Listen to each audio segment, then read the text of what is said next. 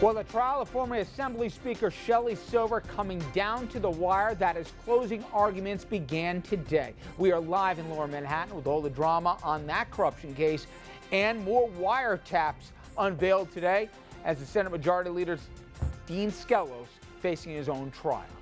Then, is Donald Trump the Teflon Don? Well, the crazier it sounds, it seems his poll numbers only keep going up. What does that tell us about the American public?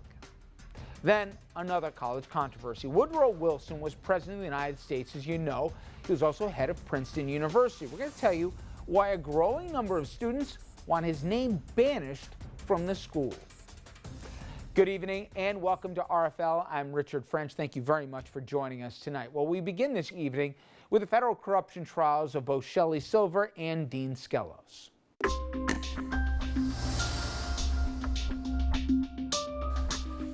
Skelos' trial, it's focusing on the wiretap phone calls, texts, and emails of both Dean and his son Adam.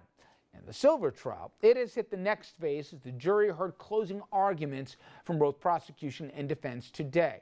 So that puts the focus on the people who the New York Times is calling the law guys. Those the attorneys on the defense team who have to establish exactly what is actually corruption and what's just business as normal. In part, the Times article said this: it mattered whether Shelley understood that the other party was offering a bribe rather than merely trying to curry his favor. So with that as a backdrop, let's go live now to Lower Manhattan with Dominic Carter. He's outside the courthouse there, and he's been following this trial for us since the very beginning. Dominic? And good evening to you, Richard. The stakes are high. All afternoon in the courtroom, I sat across from the U.S. attorney himself.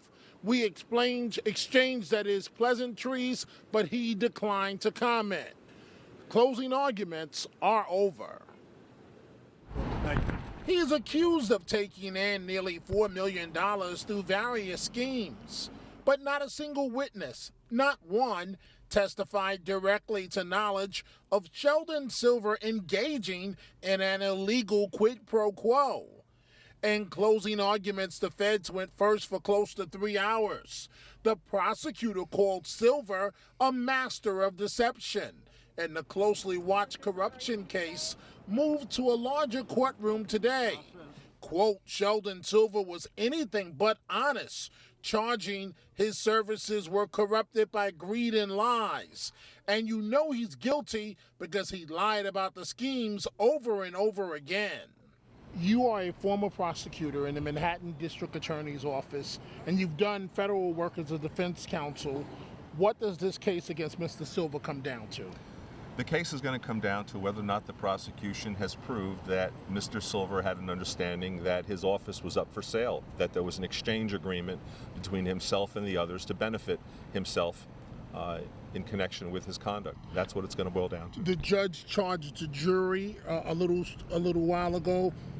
How important is that to the case? The jury charge is perhaps the most single vital issue that occurs after the testimony is in.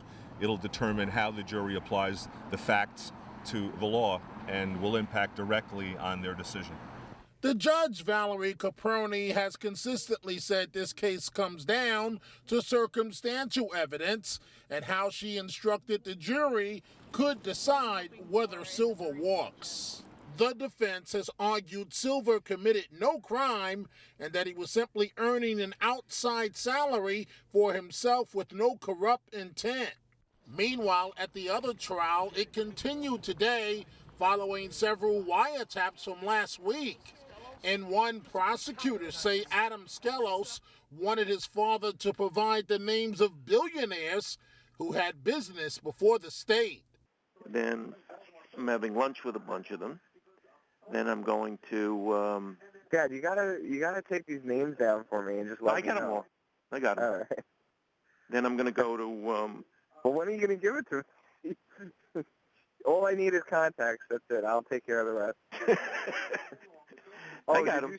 The feds have alleged Adam Skelos received a $20,000 payoff disguised as a consultant fee without doing any work. In this email, Glenwood executive Charles Durago says, quote, I can do a $20,000 referral on the title. That's okay. Adam Skelos' response, quote, great, I will look over tonight and talk with Dad tomorrow. Richard, the Skelos trial continues tomorrow, but it is this case, Sheldon Silver, that is causing a lot of attention in terms of the judge's courtroom is up on the 4th floor of the courthouse behind me, but there is so much media interest, so much interest from the public that they moved the trial this morning down to a much larger courtroom on the 1st floor. So believe it or not, the judge will actually do the charge tomorrow morning. Tomorrow afternoon, this case will be in the hands of the jury. That is it for now, Richard. Let's go back to you in the studio. So, Dom, I think the guest you spoke to earlier today summed it up. How the judge instructs the jury in terms of the threshold for guilt and circumstantial evidence. Explain that a little bit, because it's been the contention of defense the whole time that, hey, if you look at Taub's testimony, the doctor at that clinic who referred all that business to the law firm that Silver was at, he, under direct cross-examination, said that there was no quid pro quo, but yet the prosecution, when they put Taub on the stand, who they gave immunity to, he said, and they read the emails back to him, he understood that Shelley Silver was not a guy he'd want to cross, and explaining some of, obviously, the business. But there is no smoking gun here. How important, again, as you said, is it those instructions of the judge tomorrow morning? Richard, I'm so glad you said it. No smoking gun. I am telling you, no one knows what's going to happen, but this conviction is not guaranteed. That's why the U.S. attorney was in the courtroom all afternoon. And I'm so glad you brought that up, Richard, because it jars my memory in terms of what happened this afternoon. Directly to your point, and I'll get to the charge in 1 second, defense counsel, I am quoting, he kept saying this afternoon in his closing argument to the jury that is still in the courtroom as of right now, he kept referring to Dr. Taub and to Sheldon Silver as friends. That is just as of an hour ago. In his words, friends do favors for each other. That is not criminal. And quoting again, because you're jarring my memory, defense counsel said, listen, these guys didn't go to a Giant game, football game, but that they are friends. To answer your question directly, Richard, the charge from the judge is extremely critical in terms of what is actually going to happen. In this courtroom over the last 3 weeks, you're dealing with a jury of New Yorkers that frankly, they may not pay attention to the political process, and they've been hearing a lot about it. There is no smoking gun. The judge has said herself, circumstantial evidence. There is no exact evidence of a quid pro quo. That is the obstacle, Richard, that the prosecutors are dealing with, and it's now going to be in the hands of the jury come tomorrow afternoon. So tomorrow morning they get charged, and maybe as late as late morning or early afternoon, the jury begins deliberations, and we could have a verdict as early as tomorrow, right? Richard, you are correct. You can have, with juries, you never know what can happen. Look at what just happened in the Bronx. The jury where one juror held out and they were ready to kill each other, ready to fight each other. But you are correct in terms of your assessment. The judge will do the exact charge to the jury tomorrow morning. That could take anywhere from an hour and a half to 2. She will then turn the case over to the jury. Now, conventional wisdom, Richard, says that most people, hey, they would like to be home for Thanksgiving. So you might have a verdict tomorrow afternoon, you might have one Wednesday, or you could have a holdout and they could decide not to make a decision for several days. Who knows? But it will be in the jury's hands tomorrow afternoon.